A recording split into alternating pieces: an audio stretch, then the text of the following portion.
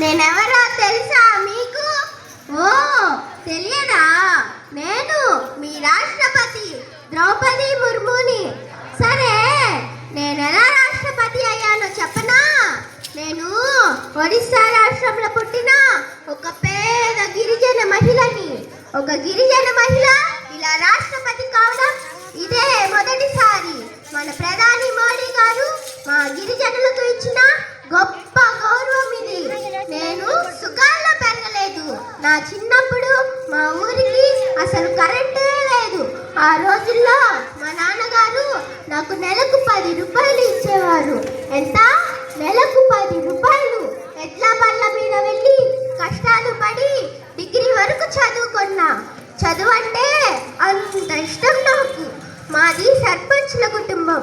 అవకాశం వస్తే ఎన్నికల్లో పోటీ చేసి ఎమ్మెల్యే అయ్యా. ఆ తర్వాత మంత్రిని కూడా అయ్యా. అప్పుడు తెచ్చా మా ఊరి కరెంట్. ఎవరికైనా పిల్లలు భర్త ఒకేసారి చనిపోతే ఎలా ఉంటుంది?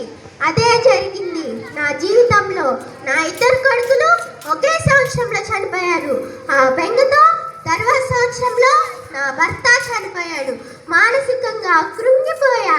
నా కూతురే నాకు ధైర్యం చెప్పింది. ఓం నమ శివాయ అనుకో అమ్మా, అన్నీ